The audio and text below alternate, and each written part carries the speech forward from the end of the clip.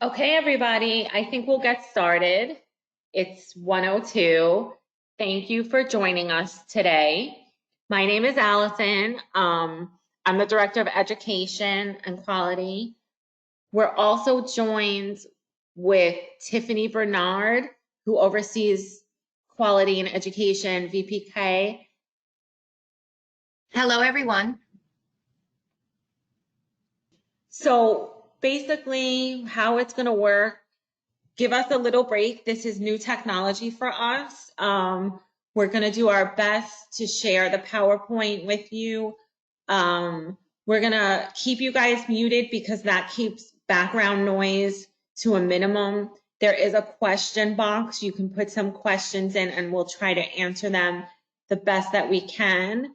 We're going to see how well we do with this today. And again, we might try this again next week also if we're still learning a lot of different technologies on how to bring all this information to you. So this is one way, but we did just learn another technology. So we're hoping to bring that to you as well next week. So let's see how we do today. So be patient. We're here to help you and let's get started.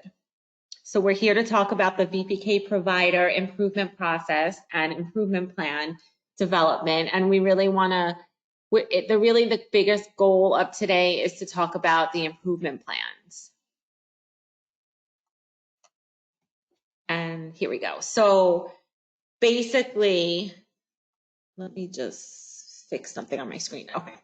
So if you're attending today, it's most likely because you were put on probation as a VPK provider. That means that you scored below a 60 for the program year. And that's okay. If this is your first year, you're going to create a plan. If it's your second year, you can either edit your plan or recreate your plan. You just need to kind of communicate with us. So basically, an improvement plan has to have at least one of two items, an approved curriculum or a staff development plan. And we are going to go into detail about both of those things. And then you will also have an additional target area that you will need to focus on.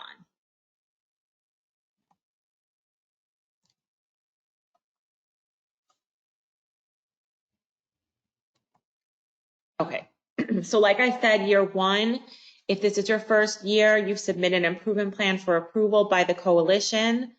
And again, you have to select either staff development plan or an approved curriculum. Below is the link of where you would create your improvement plan. It's also where you acknowledged that you were a VPK provider. And again, year two, you remain on probation and you either update your plan or you can create a new one. I know everyone is currently thinking about the current VPK year. And if you are not aware, I will just share right now that for this current year, what we're doing right now, there will be no AP3 and there will be no readiness rates in the fall.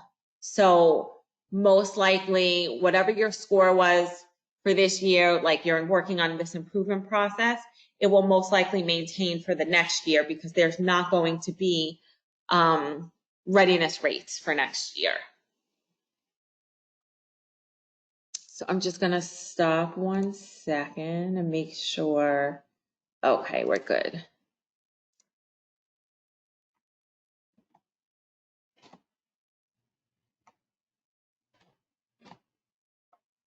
Sorry, it's a little slow when I try to switch through the slide. Okay, here we go. So here you see a list of all the curriculums that were approved. So remember, if you're on an improvement plan for VPK, you have to choose one of these plans, one of these curriculums.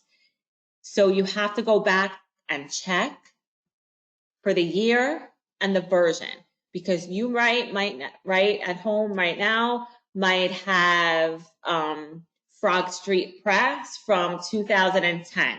But if you look at the list, you can see that you need to have 2013. When we started this call, I did send out an email with all the handouts. This is part of the handouts. And if you didn't get one, please reach out and email us. But these are all the curriculums that are available that have been approved, and it's a process that they go through at OEL with VPK curriculum, that it has to go through a process. People review the curriculum and they compare it with the standards. And so again, you have to use one of these if this is your choice. Remember, this is one of two that are required. You can choose buying a new curriculum, or you can create a staff development plan. So one thing I did want to mention is that if you are a provider on year 3, meaning that this is your 3rd year being on an improvement plan and being a low performing provider, if you have to submit a good cause exemption, it was due on March 23rd. OEL has extended that date. So it is now, I believe, April 15th. Allison, can you just go back to that slide before? Yes, thank you. It is April 15th. So if you have yet to submit a good cause exemption plan, the good news is that you aren't late. They have extended that due date. So you do have until April 15th to submit that good cause exemption if you are a year 3 or more provider on probation. Okay, thank you, Allison. You can I'm trying to. Wait. I figured it out. Okay, Tiffy, you're going to take over now, right? Mm-hmm. Okay, so like Allison said, there are 2 areas that you have to choose for your target areas. Target area 1 would be a staff development plan. So basically, you do have the handout that Allison sent to you, and that goes over all of the staff development plan. There's also a link right here that would take you to that document as well. So basically, with your staff development plan, there are trainings that are required before you begin your VPK program. Those trainings are implementing the Florida standards in preschool classrooms 3 years old to kindergarten. So they do have 2 available formats for you. It's either can be instructor-led or online. Emergent literacy for VPK instructors, that's offered online. Language and vocabulary in the VPK classroom, that's also offered online. And how to administer the VPK assessment, that's instructor-led or online. Now, everyone in those VPK classrooms would have to take these courses, including the director of the program as well. And you're going to have to make sure that you show proof if staff have already taken the courses, because some of your VPK staff have possibly taken those courses. So you would have to have their DCF transcripts ready just in case to be able to show proof that those courses have been taken. And one of the things that when we did this in person before, everything shut down, we had mentioned that when you look at your staff's DCF transcript to see if they did take this course, if they have taken these courses, you might want to look at the date of when they took the courses, because again, we're always learning new things. And it might be that I would recommend them to take it again. It's $10 when you do it online, it's free. When it's in person, I mean, obviously right now they can't really do anything in person, but now if it actually is a nice opportunity to maybe retake or take these courses online. Mm-hmm. Back to you. Okay, so you can go to the next slide. Okay, so now there are trainings that are required before 50% of VPK instructional hours are met. So that means before you've reached that 50% of instructional hours, you and your staff would have to have taken integrating the standards, phonological awareness, instructor-led or online, and VPK assessment instructional implications. That's also instructor-led or online. And as before with those other classes, if you have staff that have taken those courses, you have to show proof.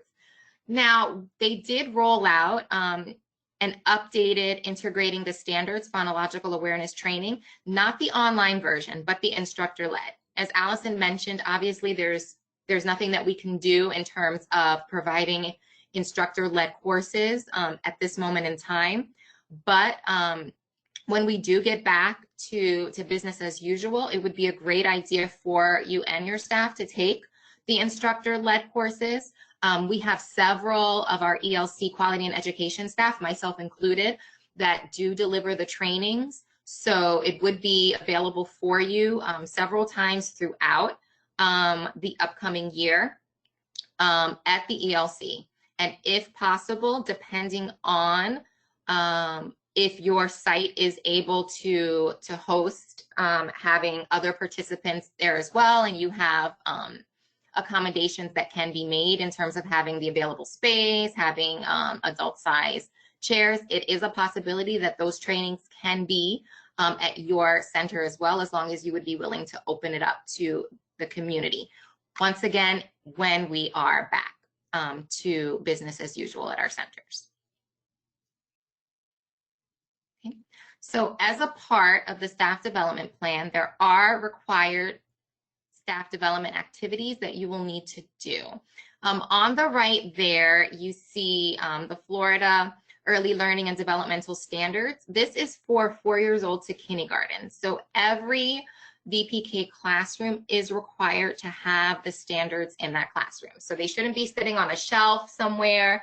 They should be posted in the classroom for the teacher to be able to look through, to reference, and really use it to guide their lesson planning and activities.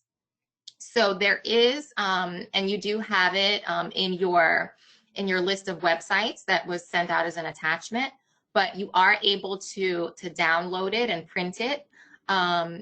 If not, they do have an option to purchase it as well.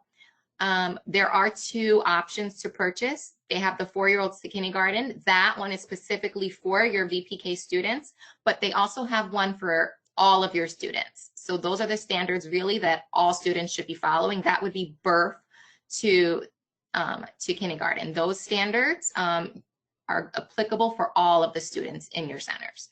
So the activities that you would need for each VPK instructor, the provider must obtain the standards. They have to use those standards in lesson planning, and they also have several great OEL sample lesson plans, and you'll see them later on in the slides. And you also have a link that you can go to in your attached handouts that'll take you exactly to where you can get those sample lesson plans and activities, because they're great. They focus on different areas in the standards, like oral language and vocabulary. They have lessons for math. So both the ones on the OEL website, and there's also another website, the FCRR website, has a lot of great activities as well. And we're going to bring that up so you'll be able to see what those lesson plans look like. So with your staff development plan, there are really 3 forms. They're exhibits A, B, and C that are going to be extremely useful to you when documenting observations that you need to be able to take on your staff to make sure that they're implementing those language and vocabulary activities in their classrooms that we know that our children tend to need the most support on. Monthly feedback sessions, you meeting with your staff to talk about, what you've observed in the classroom and really making those plans for next steps that they can do to improve their practice. And Exhibit C, assessment meeting results. So basically what that is, and we're going to go into it in a little bit, but really after your teachers are administering the VPK assessments, you should be meeting with them, looking at those assessments, seeing which students are meeting expectations, exceeding expectations, and really helping those teachers to focus on those students that are below expectations to see what can be put in place to make sure that those students are meeting expectations, or trying different strategies. And if those strategies don't work, maybe, more support is needed for that student. It could be a referral is needed, but strategies need to be put in place first to make that determination. Okay, so this is the first form. It's Exhibit A, the staff observation template. So with this form, you're going to be looking at language development, and you're also going to be looking at phonological awareness. So you as the site director or supervisor, it could even be the owner, because we know a lot of times the director often wears many hats. They could be the VPK teacher. They could be, the bus or van driver. So we know that because you are wearing those multiple hats, you might not be able to make those observations. So it could be the owner that would have to come in, or it could be maybe associate director or something, or curriculum specialist. And I just wanted to jump in and say, if you are the director, owner, and VPK teacher, then maybe reach out to us at the ELC, because that might be something that we can work with you on and kind of support you through that, because you can't really, observe yourself if you're teaching. So again, we're here always as a support for you guys. So just to throw that out there. So absolutely, like Allison said, if you're wearing, those many hats, and it's something we can definitely help you with coming to help you make those observations. So basically what you would be doing is observing the VPK staff twice a month to see if they are incorporating information gained through staff development and written notes. So you would look in those classrooms, make those observations, see if the instructor is engaging individual conversations with children.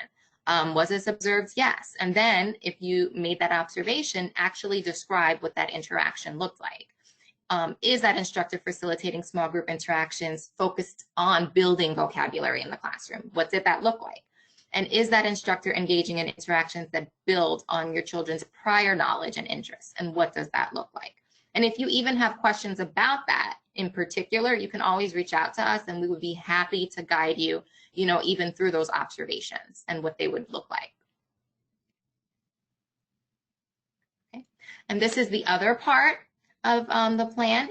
You would see here that there's language scaffolding, book embedded vocabulary instruction, dialogic reading, and think, show, tell, and talk.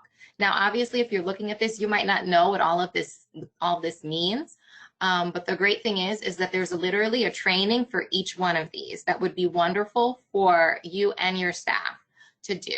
So they're all language and vocabulary training. So it's language 1, language and vocabulary 1, language and vocabulary 2, language and vocabulary 3, and language and vocabulary 4. So basically, you would attend those trainings with your staff, see, exactly what strategies are being suggested in those trainings. And when you go back and do your observations, you can see if the staff are actually implementing those suggestions and those strategies that our OEL facilitators mentioned in the trainings. And then, have that discussion if you didn't see those things implemented. Well, why not? These are things that, were discussed in the training, or if they need more support, you've attended those trainings and you're able to give them that support as well. And if not, and if you feel like you need more information, you can always reach out to us, and we would be happy to walk you through anything as well. Okay. And this is just that final piece of the Exhibit A. This would be the phonological awareness. So like I mentioned earlier, there are 2 areas that you're going to be focusing on when you do your observations. The first area is language, and the next area would be phonological awareness, because we know, especially with phonological awareness, that this is the area where really students need the most support, and it's been seen on the flickers. So that's why we want to make sure that we're providing as much phonological awareness instruction as possible to ensure that our children really do understand those concepts. And if not, what can we do to support them and make that learning of those concepts easier for them?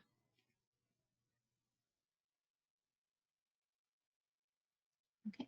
So with Exhibit B, the site director is going to meet monthly with staff to provide individualized feedback, to reflect on what they're talking about, to discuss those next steps, and record the meeting notes in the written plan. So talk about what you observed when you made those observations on your staff. Talk about, what should you do next? What did you notice that they seemed like they needed more support on that you could possibly provide for them?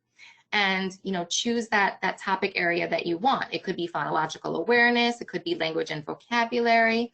It could be instructional strategies for these areas. It could be that you noticed that some of those children were performing lower on, oral language and vocabulary. What strategies are we going to put in place to help support them and make sure that they're meeting those expectations? Or if not, what else do we need to put in place to best support our students?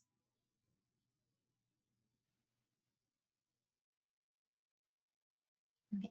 So like I mentioned earlier, with Exhibit C, this is what you're going to use when you have meetings with your staff to discuss the assessment results. So really what the timeline should be is within 30 days of your staff administering the VPK assessment results, you should be having a meeting with them. You can use this form. You should have a printout of their VPK assessment results, because I know most of us are visual learners, and having it right there for them to see would be wonderful, because you can reference back to that. And as a low VPK performing provider, you need to make sure that you're also doing AP2, because we know that AP1 is required and AP3 is required. But once you're a provider on probation, all APs are required. So you'll now have to do AP2. So when you're having these meetings, make sure that you're documenting them. Like you have on your calendars, you have, it written that you're, having this meeting with your staff. Like I mentioned before, you're printing those reports for them. And then when you have your teachers do their lesson plans, have that on there, that they're working on, helping with that assessment data. They're seeing where their students are, seeing where those needs are, and it could even be that maybe they're grouping certain children together that possibly, scored, below expectations in, say, phonological awareness. They're grouping them together in that small group and really working on, that skill, so that those children are really able to make improvements and see, what else could possibly be needed to help support them.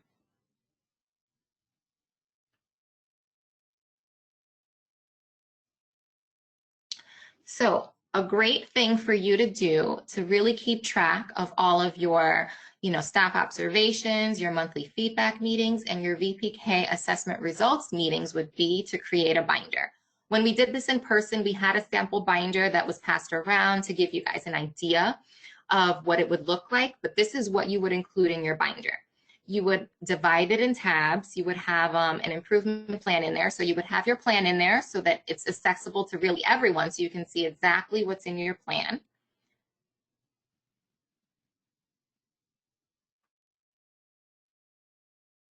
Oh, sorry, we had a little glitch in technology. You would have your observations tab, where you would have your Exhibit A, all of those staff observation forms, where you're observing those students and those teachers and those language and phonological awareness activities. You would have another tab for meeting notes, where you would keep your monthly feedback forms and your VPK assessment results. And you would also have a tab for professional development. You can keep all of your teachers' DCF transcripts in there. You would also have a list of required trainings. OEL has OEL's website. They have a list of all of the DCF trainings, a schedule of all of the upcoming DCF trainings. So that would be great for you to print out and keep that in that binder. And also the ELC has several VPK trainings that we've offered throughout the year. Obviously now we're looking at what we're going to do to provide additional trainings online to providers. We're still, working that out, figuring out what we're going to do online. But as Allison mentioned earlier, with all these new technologies, hopefully we'll be able to bring some of those trainings to you soon. And then the last tab, lesson plans ready to review. So you could have those sample phonological awareness and language lesson plans that I'm going to show you shortly that I mentioned are on the OEL website. So you can have those in there as well for those teachers to be able to see and kind of use as sample lesson plans. And plus, if they're in there too, you know exactly what you should be looking for when you go in those classrooms to observe the teachers. Are they following the lesson plans? What are they actually doing to promote that language use in that classroom and to really promote children understanding phonological awareness in their classrooms? And this is Allison again, the staff development plan, it's really an opportunity to learn more, learn different stuff, or just go back to things that maybe you haven't been doing anymore. But like really taking the AP 1, 2, and 3s and using them to guide your instruction. I mean, that's what they're there for. And really, one of the things I also wanted to mention is having this binder where you're keeping everything is wonderful, because when we, let's say mid-year next school year, we want to check in with you and say, how's it going? Like, again, we want to be a support to you. You can bring it out and we can say, well, this is what I've been doing. This is what I'm doing. This is what I might need help in. So again, it's just an organized way to keep it all together and, together. So now I'm going to take back the reins. Thank you, Tiffany. So now is an opportunity for you to kind of think about what's going to work best for your VPK program. Think about some of the things that you're currently doing as opposed to something new that you might want to try, because ultimately creating your improvement plan is up to you and what you think will work best for your program. So again, we had mentioned earlier that either you purchase one of the curriculums that is on the list, or you create your staff development plan. But in addition to that, you still need to have one other additional target. So here we have some of them listed. These are the other options. Admin and management practices, classroom learning environment, child development screenings and assessment, your social emotional interactions, students' ability to make appropriate progress. How would you see that? Family involvement. Now, if you sat through our presentation and read through the paperwork and you said, you know what, I really want to do a staff development plan. I think that's fabulous, but I also kind of want to purchase a new curriculum. If you want to do both of those things, you absolutely can, as long as you're choosing one of these. And remember, all of these things will be put in place, or they have to be put in place 30 days before your VPK program begins. So for the majority of programs, that will most likely be sometime in July when your plan is in place and ready to go for start, hopefully in August. I think I want to, cross our fingers and say that we will be back up and running and as business as usual for then. So what does administration and management practices or program management kind of include? Well, that includes a few things. It can be really taking a look at your policies and your procedures. How do you train and orient your staff? Are you meeting with your staff regularly? What professional development opportunities are you providing for your staff? So it's an opportunity not only for the VPK teacher, let's say, to grow, but maybe for yourself as an owner or director to kind of take a step back and say, you know what, let me take an overall picture of my business model and see if there's anywhere I can kind of improve upon. The next one we have here is the developmentally appropriate curriculum. Again, when you purchase a new curriculum, you are entitled, as part of that, there's professional development opportunities that go along with it. It could be some stuff that are online. It could just be stuff that come within the training. Sometimes there's DVDs, but again, this is something that you're entitled to with this purchase. And then again, it's really, you want to ask yourself, if you're going to purchase this curriculum, how are you going to use it to inform your instruction? Again, we don't want you, curriculums are very expensive. So you're going to take it out of the box and kind of say, what can I use? What's going to help with my kids this year? And I also, just on a side note, recommend it for now. If your program is kind of on hold and you want to do some family stuff, and check out your curriculum. It has a lot of family extension activities. So again, these are just two of the additional target areas. The next one is the classroom learning environment. You might want to kind of take a look around your VPK classroom and say, you know what, I've had it set up this way for 3 years. Maybe it's time that I switch it up a little bit. So I'm going to do that. I'm going to rearrange my room. I'm going to kind of take a look at the materials I have. Is there anything else I want to bring in? Is there anything else I can? One of the things that we had mentioned when we met live is that there's something called the Early Childhood Environmental Rating Scale, also known as ECHRs. Those of you that have been around in this field and this business for a long time might remember that this was a part of the Quality Counts program in Broward many moons ago. We have some copies at the office. You know, it really delves into the environment and helps create the most appropriate environment possible. And it's really just a good guideline. It's a good checklist to use, look at, and then kind of make improvements upon. I suggest that if you choose classroom learning environment, you kind of take pictures and say, okay, this is how it was set up, and these are the changes that we made. And again, you can make changes midway through the year again. It doesn't have to be just changes that you make from, let's say, June to August when you're starting the new year. You know, there's always opportunity for change and to improve stuff. The next one is classroom instructional practices. Again, this is just making sure that you include a variety of approaches in your classroom, like giving children free time and unstructured play, but also making sure that you have a mix of adult-directed, child-directed. And the way you would kind of make sure you were doing a lot of these is through your mentoring, through your staff meetings and your observations, and, you know, even modeling sometimes might be a way. If you're not seeing a teacher maybe do what you kind of want, maybe go in and model what you're kind of looking for.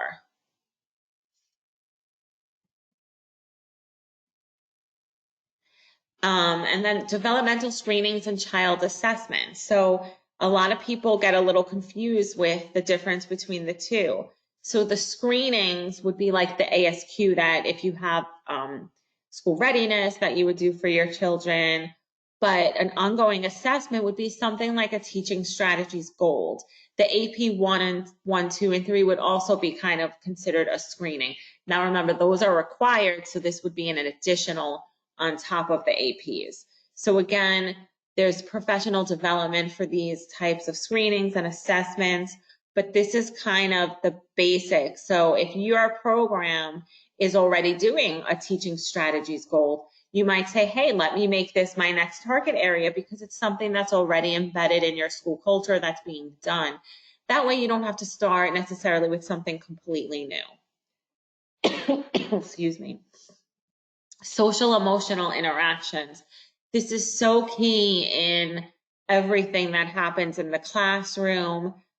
Interactions are really what drive everything else in a classroom. So thinking about our class, like classroom assessment scoring system, that's what class looks for. So maybe you want us to come in and do a little mock class assessment, or maybe you're familiar with it. Those are the kind of things when you want to, if you're going to choose social emotional interactions, that you want to kind of target in the classroom, and making sure that they're positive relationships, that the teacher's being responsive, that there's language and back and forth communication. And again, these are things that we're looking at possibly offering trainings on down the road, things to really help you further this target area along.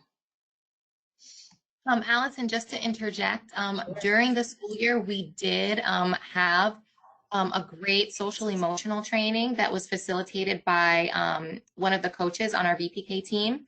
And we did work with select VPK providers on probation this year as a part of our quality initiative.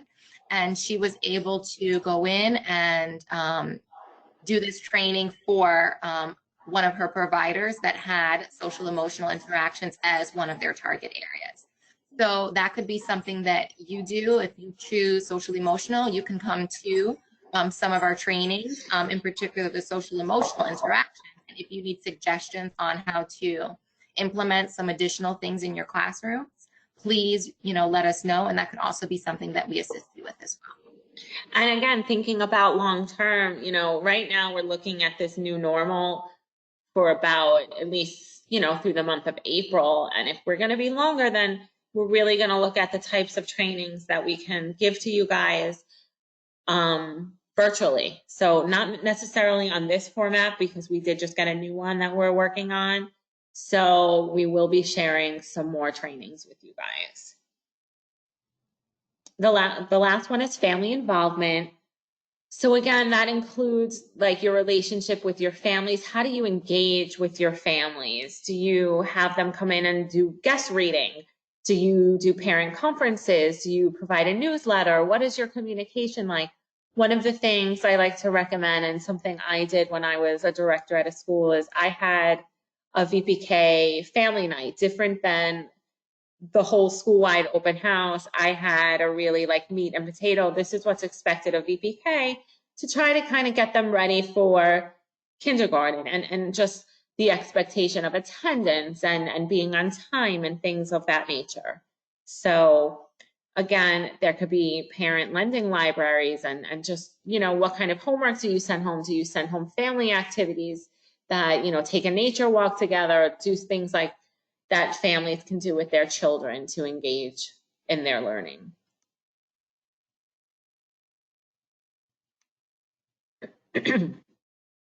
So with the VPK Provider Improvement process, you guys know that you all had to go to the Readiness Rate website that's listed there to complete all of the steps of the improvement process electronically. So everything is done online. You should have all completed the VPK Provider Acknowledgement. It was due on March 9th. You see those arrows down below. So the first one is the Provider Acknowledgement. That had to be selected in order for you to acknowledge being a VPK provider on probation. That had to be completed before you're even allowed to start that improvement plan process. So all providers must have an approved improvement plan in place. Allison mentioned this earlier, at least 30 days prior to the program starting. So if you would receive advance payment also, I don't know if any of you are, it would have had to have been 30 days prior to receiving that advance payment as well.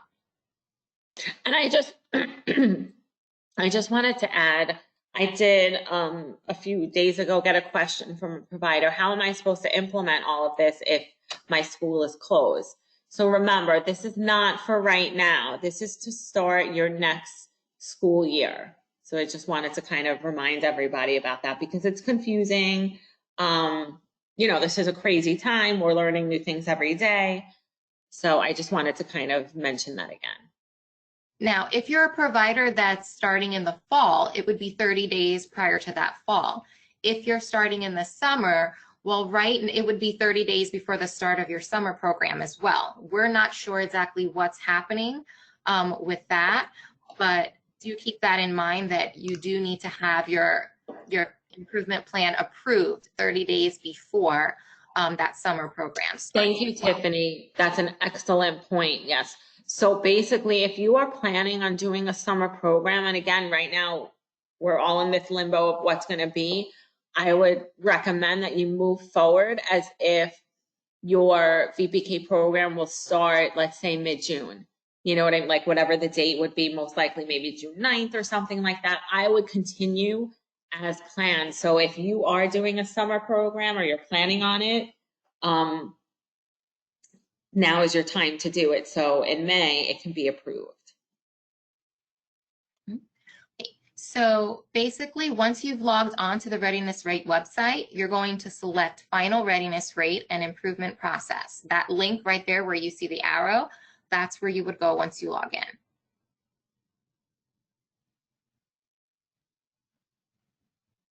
And then once you've logged in, you're going to select VPK and Provider Improvement Plan. Now, you'll see that that's the third option right there on the bottom. Now, basically, it says a pending task because it hasn't been approved yet. Once it's been approved, you'll see no for the pending task. And once you make that selection for VPK and Provider Improvement Plan, once we go to the next slide, you'll see what that actually looks like in the system. But once you make that selection, you'll be able to start working on anything that you need to submit for your improvement plan. Okay, so this is what it's going to look like when you go into the system and start working on your improvement plan. Basically, you're going to complete the information step by step in all of the fields. So you'll see that the information is blocked out. That information was specific to the school, but you're going to enter all of your contact information. You're going to enter all of your program and children details. You can go to the next slide, Allison. And then it's going to show you your readiness rates for all of the years you see listed. Self-assessment is optional. So you'll see it here as class, the pre-K version. You do not have to put anything at all in that section. It's completely optional. You can leave it blank. So what you're going to do is select your first target area 1. That's going to be either you choosing a developmentally appropriate curriculum or staff development plan. So those are your options for target area 1. You're also going to select a target area 2. Allison went over all of the possible options for target area 2. Based on that, you're going to make whatever selection you want, and that's going to be what you're going to choose for target area 2. Those 2 arrows that you see there. Target area 1, once again, is developmentally appropriate curriculum or staff development plan, and target area 2 would be any of those choices that you saw from the list of additional target areas. Okay, so let's just say that for target area 1, you chose developmentally appropriate curriculum and you're going to be implementing a new curriculum. You would pick add new curriculum, and then you would see your curriculum pop up here under developmentally appropriate curriculum. This one, for example, was the Investigators Club. You're going to be putting in the projected purchase date. So whatever date you expect to purchase that curriculum, that's when that's the date that you would put in for that projected purchase date. Now, with the curriculum, it also, you need to make arrangements for you to receive training on that curriculum. You have to have a projected training completion date as well. So that's what you would put in that area.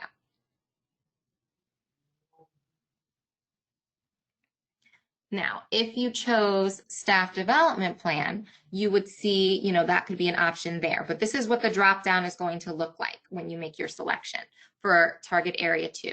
So basically what you would do is you see this drop down menu. You would select whatever option that you want. Staff development plan is the first one. That's just showing you as an option, but that would be something that you would choose for target area 1.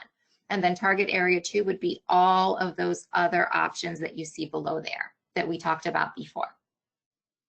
So you would select whichever one that you want from that drop-down list menu. Okay.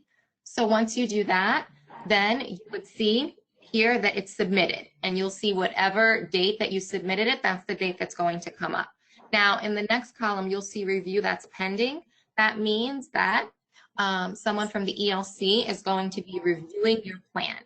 If there needs to be anything additional made to the plan, then someone will contact you and let you know that there are changes that need to be made. If there are no changes that need to be made, you'll see with pending task, you'll see that no, there's nothing that needs to change, and your plan is submitted, completed, and you're ready to go. And once you submit your plan, I advise you to go in and keep checking the status to make sure it was approved or if there are changes, because we cannot guarantee that once someone from the ELC goes into it and let's say recommends, wait, can you just be a little clearer on this piece of your improvement plan? I don't think an automated email is generated to let you know. So it is on you to make sure that you're kind of checking to make sure, oh, okay, it was approved, great. Oh, wait a second, I have something to update. And again, we're here to help you. Once, if there's a message that we need to update something, it's only to help you. We want to do that. So it's not like, oh, you didn't do it correctly, we're gonna not approve it. No, it's just, oh, just clarify this for us or fix this for us. We're gonna approve it once the changes are made. We wanna make sure that everything is set up. And again, that's why we're kind of doing this webinar. We did it in person before everything changed, but we just want to make sure for you guys to know we are here to help, and we just want to see you're successful in your improvement plan.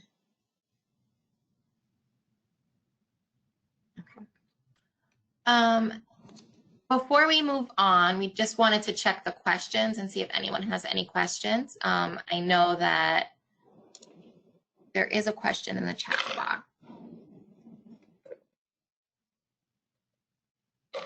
So there was a question that about the name of the 4-year-old standards, that on the slides it says 3-year-old, but 3-year-old to kindergarten, but on our handout it said 4-year-old. Do you want to take that one? Do you understand? So basically, there's two options.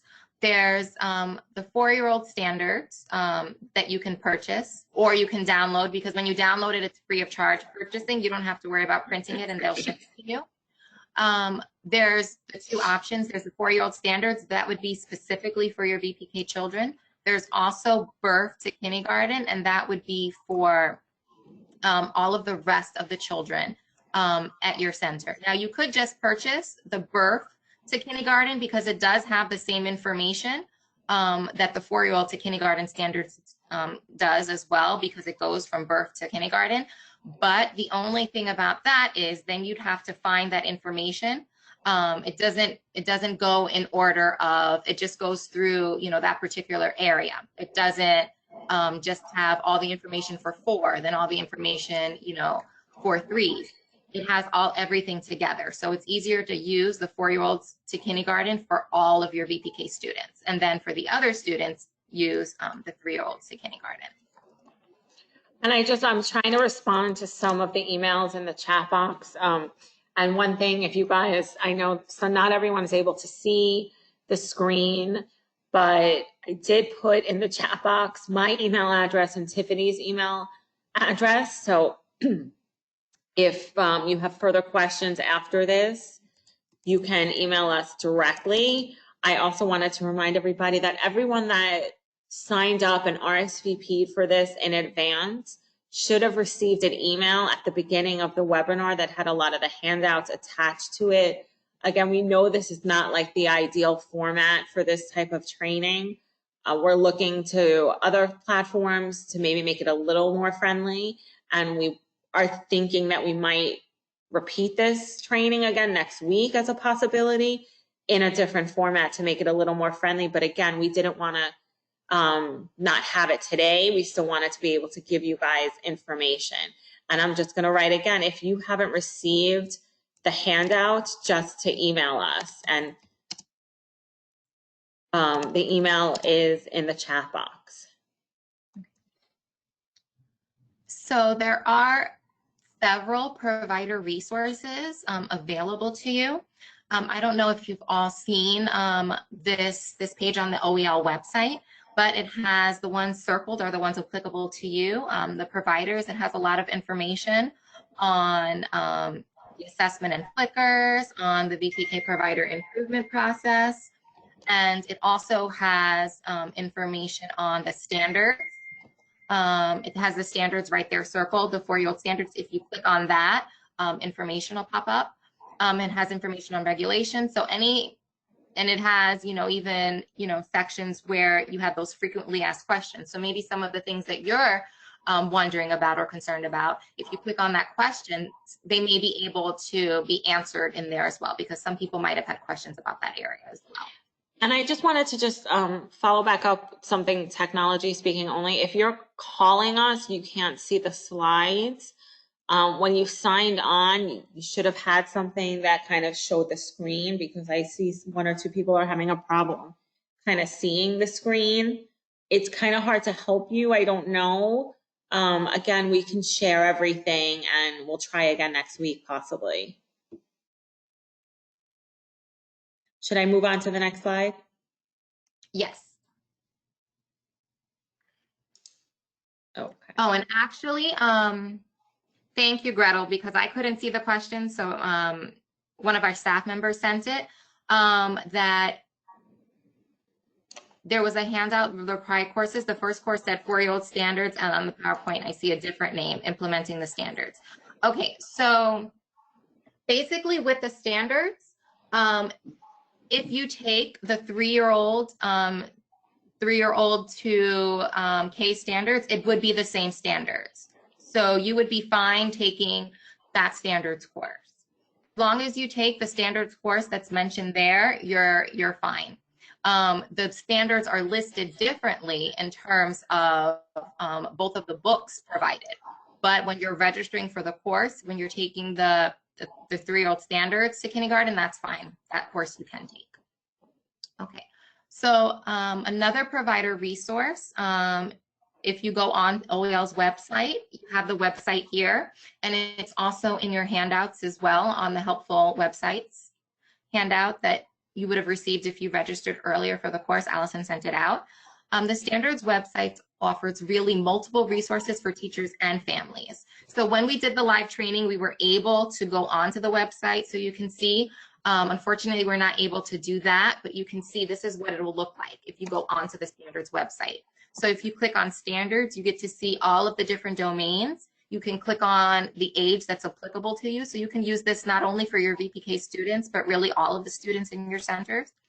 And if you click on whichever area you want, so for example, if you click on language and literacy, it will show you all of the standards and show you examples of what those standards look like in the classroom. And it even has different videos where you can see the standards actually being used in the classroom and seeing that teacher use those standards to really provide instruction in the classrooms. Oh, sorry, Allison, can you go back to the other side? And also there's a section for parents as well on there. I don't know if you guys have heard of Room, but if your parents click on Room, it has different activities related to the standards as well. And it lets you know what children should be doing, what the teachers should be doing, and what families should be doing, and what the family should be looking for.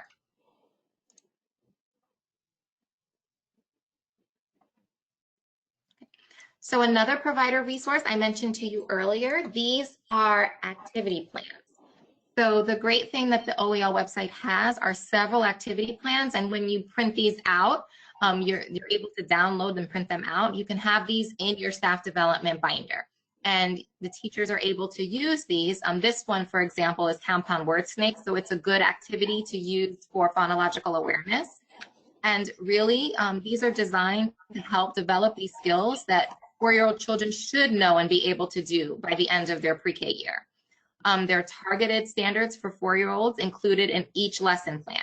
So it has those specific targeted standards listed in each lesson plan that you download, and it gives you specific instructions of how to facilitate that lesson, what materials you'll need, and even things for next steps, ways that you can really extend that learning with those students as well.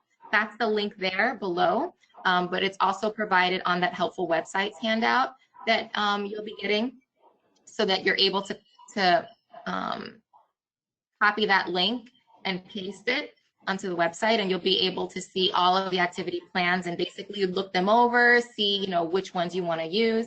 And if you have any questions at all about implementing any of them, you can always reach out to us, and we'd be more than happy to provide you with some input and feedback as to how to implement the plans. Another resource that has a lot of good lessons for you to use in your VPK classrooms would be the Florida Center for Reading Research, FCR. It's the VPK Learning Center activities. They have several great activities on print knowledge, on phonological awareness, and on oral language and vocabulary. This is what a sample lesson plan would look like. And they also have a teacher resource guide as well as a professional development video.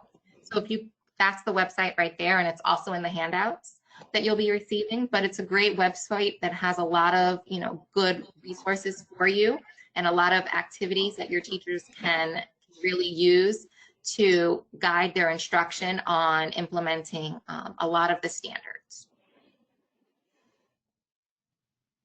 Okay, so yeah, I guess we're at the question part of the event. It's a little bit quicker since we're online. We're not going to actual websites as we normally would. If you have a question and would like to be unmuted, just send us a message. We'll kind of wait, and I'm monitoring the chat box to see if anyone has a question that they want to be unmuted for.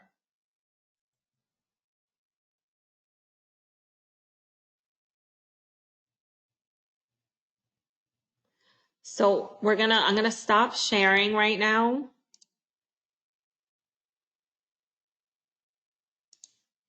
And now it's kind of like you just see everyone, you should just see everyone's faces now. And I just wanted to do one other thing for you guys, for those of you that are watching on here. I just wanted to create quickly another slide for you. So just hang on, think about if any other questions you have.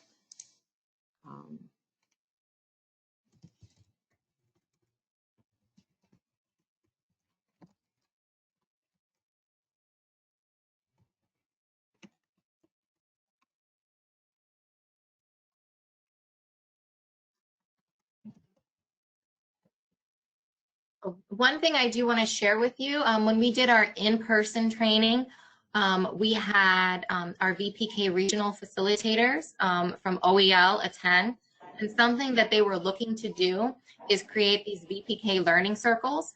There was a survey that went out to see what trainings providers were really interested in having.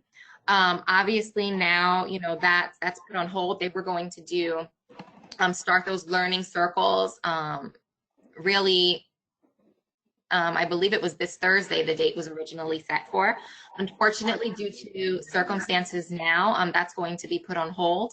But OEL is looking to, when we get back to business as usual, really have little sort of, you know, these learning circles to talk to providers and see what their needs are, what they feel they need more support in, and really any additional trainings that they feel they need to really improve the practice at their center. So be on the lookout for that as we, you know, start to think about, you know, what you could possibly use at your centers. And just to let you guys know, you should be seeing our screen now. And I just put up my email and Tiffany's email address. If you have any other questions, if for some reason you didn't receive the handouts or anything when we started the webinar, just please shoot one of us an email and just say, hey, I attended, but I didn't receive the handouts. And again, going forward, this is the last training that as an education unit we will be providing on this platform. Going forward, we're going to be using another program that will have a lot of more interactive components to it. So you'll be able to ask questions, raise your hand. The handouts will already be included. You know, we're all learning this in new reality, and we're kind of learning the new technology. So again, if you have questions, we're still looking at the chat box.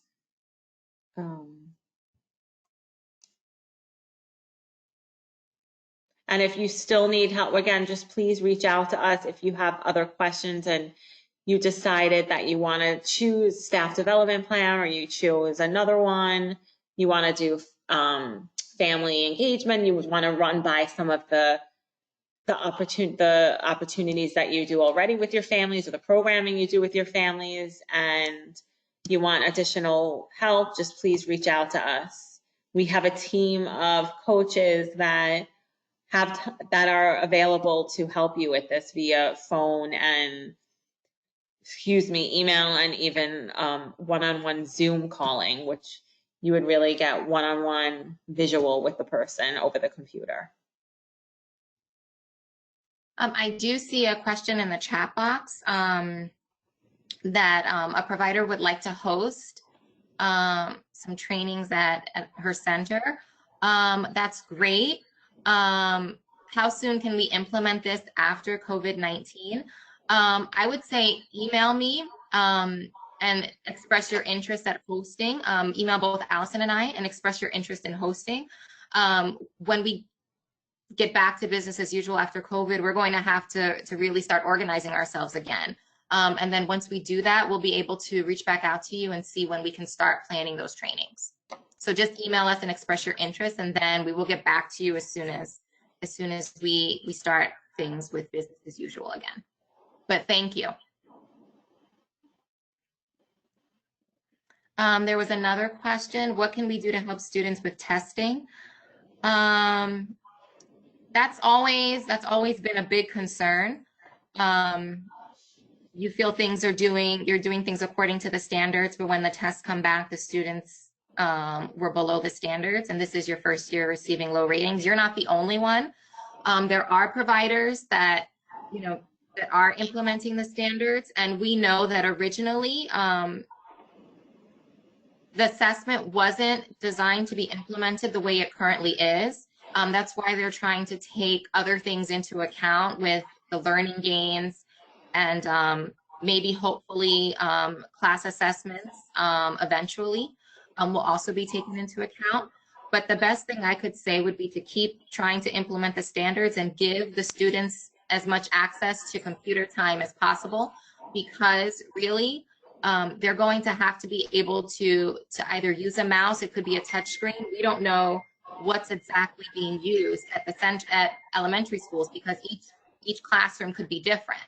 But giving them that exposure to using a mouse and using a touch screen, if you can, would be the best thing for them right now, because we don't know the situation once they get to elementary school. We don't know if, it's a group of them and the teacher's just monitoring walking around, because if they're clicking on something, they could possibly want to click on something else, but they've already made that selection. So I know it's difficult, I know it's hard, but I would say as much exposure as you can give to them really would be the only thing that we can possibly suggest right now, and just really keep trying to focus on those standards, because the standards are what they need to know for pre-K. It's really what's preparing them for kindergarten.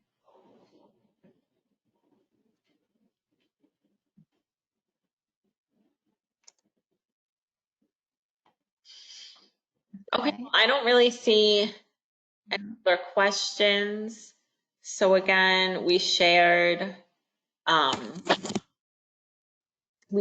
lot of information. I know it is overwhelming. And again, we're still business as usual. So get in touch with myself, get in touch with Tiffany. We have a whole group of people that are willing to call you, email you, and sit with you to really help develop your plan. So please, we are here to help. So with that, I guess we can say goodbye now. And we'll be hosting webinars Tuesday and Thursday next week as well. But if you want, Thursday, we have another training, a content one called Developing Minds Want to Know, about infant and toddler development. That will be on a whole different platform, which I think will be even a little more friendly to all of us. And with that said, I see Debbie, hi. I see Steps to Progress, so hi. And I saw you offered Debbie to host a site, to host a training at your site. Thank you, Debbie. So we had a meeting yesterday, the whole ELC staff. So I did give a shout out to everyone who, like me, went on the camera.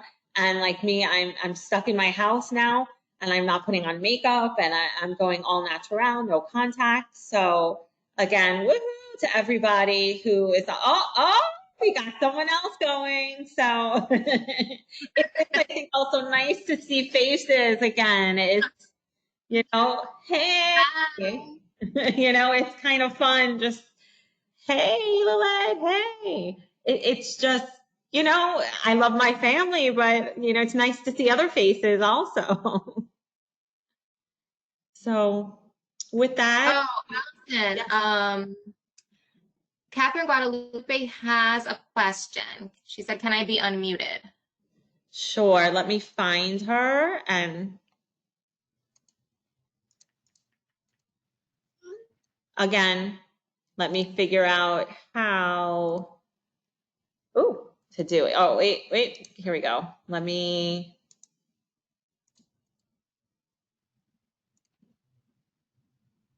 Catherine, you should be here. You should be unmuted now. Okay. Hi.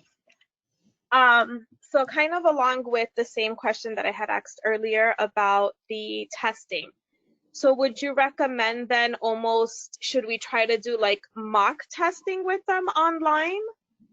you know, like kind of either create something and either try to do it both ways, either through a tablet, like have them either touch screen a tablet and also use a mouse in order to get them used to that type of testing. Because of course the way we're doing it at the school is completely different. We're doing it with a little booklet and asking them questions and they have to point. So it's like polar opposite to either touching a screen or using a mouse. I mean, that's really, if you feel like that's the route you want to take, absolutely. It can't hurt, you know, just keeping in mind, you know, we don't want, you know, it's so hard teaching to the test. It just, Yeah. again, make it something fun, make it an activity, you know. Yeah, just trying to get them used to at least that type of, because I'm just thinking it's so unfair to them. We're doing the test at the school and we know they know the standard, so we do the test just because of course we still have to turn it in and things like that. But then I think all of a sudden now they go into this other school that's way bigger than ours because they're coming from a smaller preschool. So they go into a whole nother school and they're put in front of either a computer screen or a tablet that although they're used to, I'm sure, using for other recreational purposes, they're not used to a teacher either hovering over them, asking these questions, or sitting beside them. I really don't know, you know, like we don't know how the teacher is even asking these. Or like you said, I guess when you said that they could all be in a classroom and she's just asking it out loud, I thought, wow, that could be really overwhelming for fresh 5-year-olds. You know, they're suddenly getting this question out loud and they just have to either look at a screen and answer it on their own.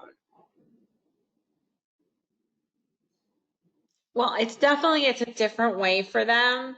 Again, I recommend limiting the amount of time. You know, that's my personal feeling also. It's, you know, we want to see more interaction and things of that nature in the classroom. But again, if you feel like you want to give your kids that start, or even telling the families, you know, this is how we test them in VPK with the flip book and everything like that. But, you know, do you have access to a computer? Do you have access to an iPad? Because that is how some of the testing happens once they get to the bigger school. So it's definitely something you can, you know, mention with families. I think it's an opportunity. Yeah. Okay. Sounds good. Great. Thank you. Yeah. A question. We have children that has never been in school before, and when they come in, we have ours that are already learning to read and stuff, and they know stuff. How do we work with those kids? Are they in the same classroom? They come in VPK. They're VPK. They come in the middle of the year when you are already on your way with the rest of the children that is already there. And then when you test those, they're not up to the standard. How we deal with those children? Or do you want to take it? I think the best thing to do is when you have children that come in that middle of the year time, you know that most likely those are going to be the students that are going to need the most support in the classroom, particularly if they haven't been in school before. So I think the best thing for you to do is to group them, you know, with, you know, those students that might, you know, have similar needs.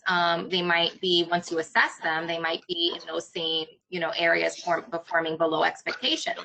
And then really focus on those areas that you see those children need the most support in. If they're in a group, when you're doing your small groups, then you're able to look at their needs, and you can even put in another student in there that might be exceeding expectations, and have that student be sort of a model, you know, for them, you know, as well. Because that way, you know, they're not only, you know, with students that have similar needs, but you also have, you know, a couple students that maybe are exceeding expectations that can model, you know, the skill for those other students as well.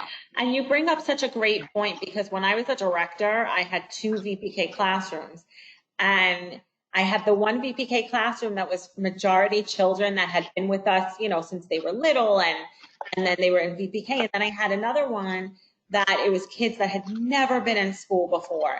And we really, the 2 classrooms had to have different instruction, because again, those kids that had been with us, they knew the routine of the school and this and that. It was almost like starting totally new with a new pot of kids. So I agree, like Tiffany offered some really great advice. You just kind of group them together and see how you can support them. But then I notice when they come in, it's like they're accustomed to being home and all they do is play. So when they come in, you're teaching and you put them with other children. All they want those children to do is just play. You know, I remember, so it's almost like during it, they just have to kind of adjust to the routine and the schedule. And that could be something that happens maybe one-on-one with that kid. Is really like they follow along with the schedule, giving them a buddy that helps them. Mm-hmm. And also finding out too what that child really likes, because that can be used as sort of a reinforcer, you know, for that child. Oh, you know what? You're spending, you know, 5 minutes, you know, learning this task. Here you get to play, you know, with this toy for a certain amount of minutes. So really kind of even incorporating, you know, introducing that child to certain activities a little bit at a time, and then rewarding that child after could possibly be more enticing to get that child to want to actually do those activities, because they know, okay, you know what, first I have to do this, and then I'll get something I really want. Or if I know that I want to spend more time in playtime, I know I have to do this activity first, and then I'll be allowed to go spend that more time in playtime. And, you know, Tiffany and I have some good suggestions, but there's a whole wealth of people. There's about 24 others on the call. So if anyone has some great information, you guys are living it too. So if you want to share your best practices and your advice to your peers, please let us know, or just go and unmute yourself. I think you can. I have a question.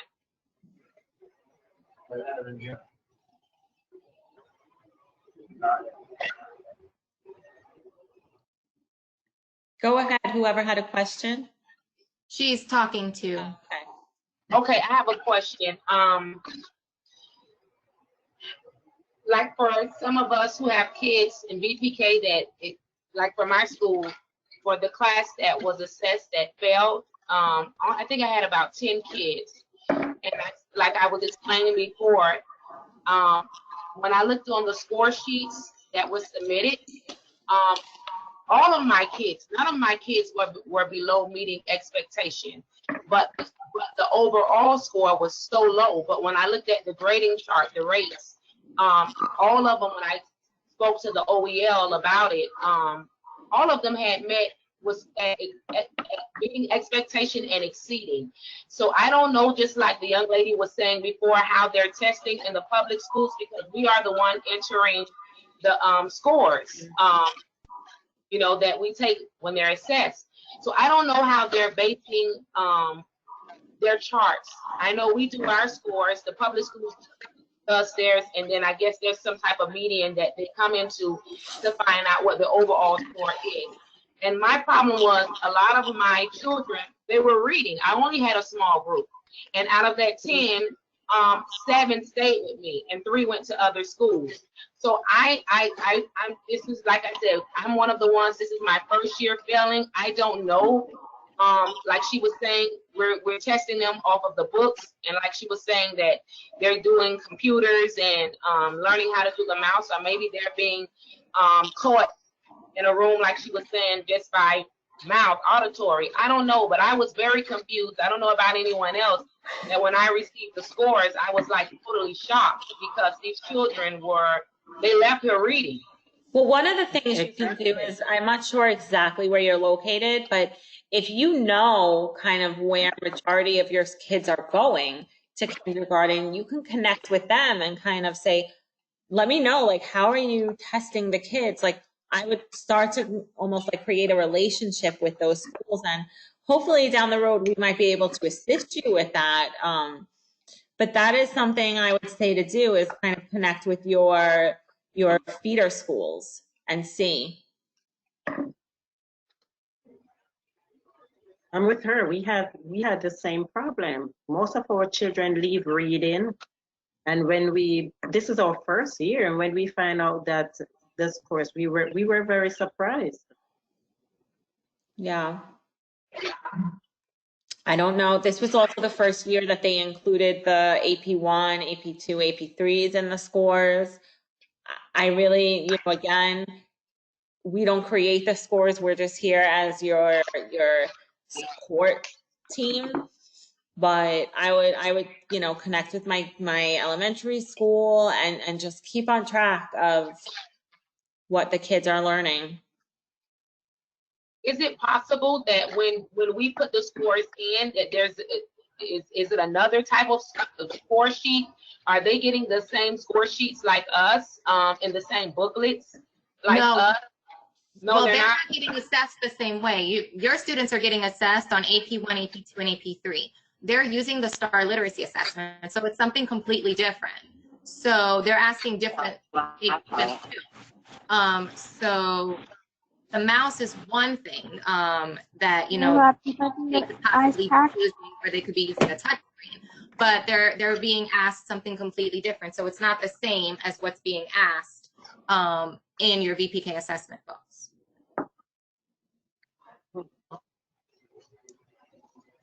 What about if we have kindergartners that stay in our school? Are we able to also assess them for after they leave the program, the VPK program?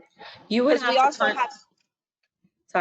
you would have to No. contact STAR Literacy yourself, because if you're a private school, it's not required of you. So you would have to contact the STAR Literacy group, see how you set that up, because I believe you might have to pay for it. And I'm not 1,000% sure of the process of getting it set up, but I would reach out to STAR Literacy. Okay. Thank you.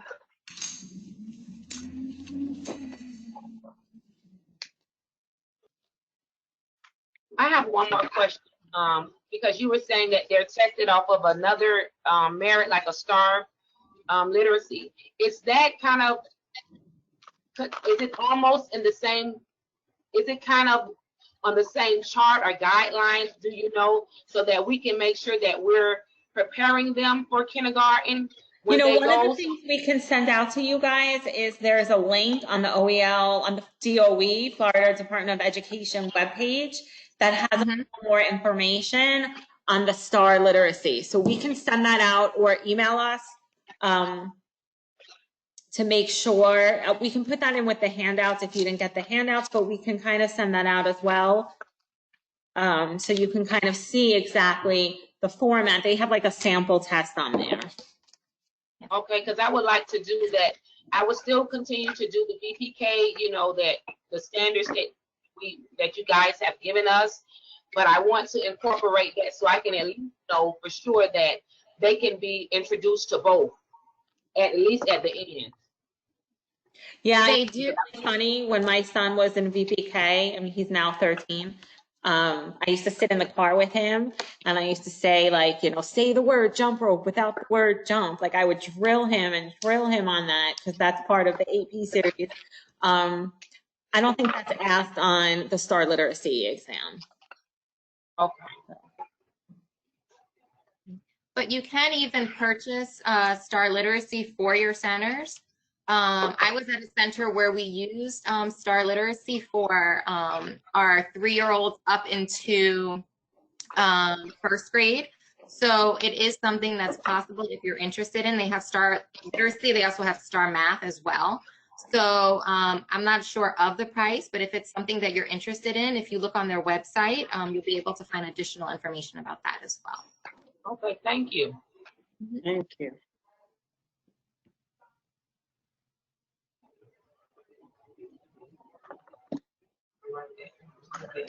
What about if we want somebody to like come in and kind of look at the program, like a liaison to come in and look at our VPK and either see or make sure that our structure is being done properly and things like that?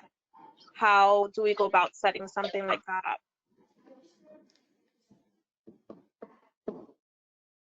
If you're interested in other supports from us, I would email us, because, honestly, now is a really great time to reach out to us if you're looking for more support, just kind of check-ins, because we do have some VPK coaches that that are specializing in programs that were low providers this year. Excuse me. And now in this new kind of world that we're at, it's very different because we're not going out to the schools anymore. Some schools are closed. So if you do want support, reach out to us now, because we can probably, again, like through these kind of programs, like through Zoom or things like that, email, phone, we can probably work with you. Thank you. As some of our coaches, I think, are listening and hearing that I'm volunteering them or voluntolding. I see we have a Deborah, we have Gretel on the call. I know Stephanie was on at one point. Yeah, she's So as I volunteer our team for all of this, at least they're hearing from it from me. So when we go back and say, hey, you know. Oh, everyone, that's Gretel. She's braved the the viewing screen. She's one of our VPK coaches at the ELC. Hello, everybody. So Gretel, you want to share something about your experience with VPK this year? Spot. We're very disappointed that all this happened with the COVID-19, because we were working with centers, working directly with the teachers, and really just aligning their practice to the standards. So we're not going to be able to see how APP is going to turn out. This is the first time that we do this more hands-on, but we'll see when we get back to see how the children are doing, and just looking forward to a new year, a new start, for all this to be done already.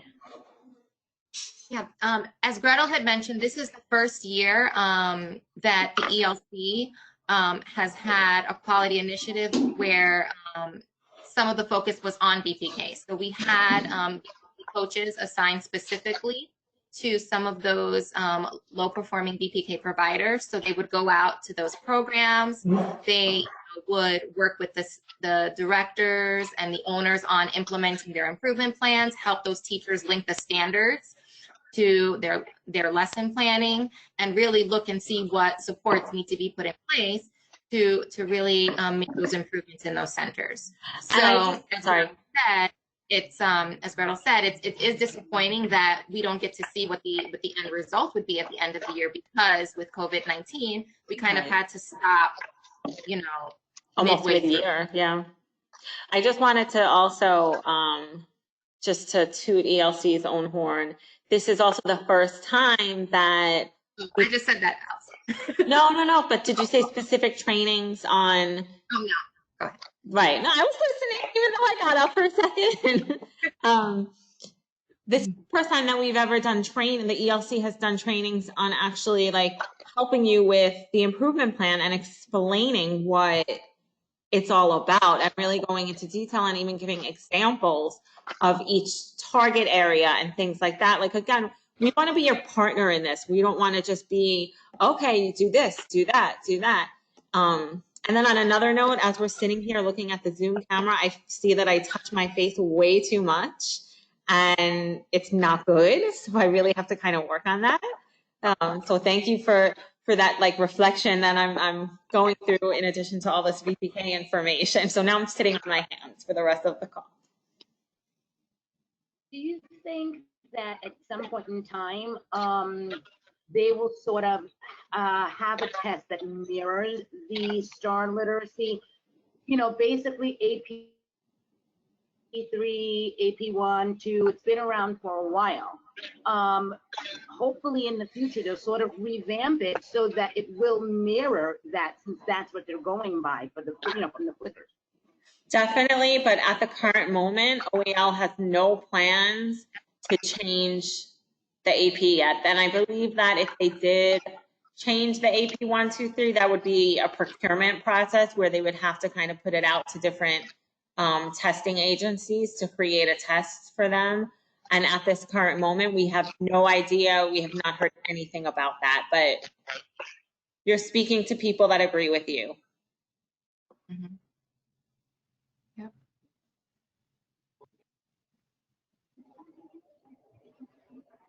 Does anyone else have any other questions or comments? Okay, well, I guess we'll log off now, but it was great to see some of you and chat with all of you, and take care and be safe. Thank you. You too, likewise. And just email us if you have any further questions or want clarification. Okay, thank you. You're Thank welcome. you. Bye.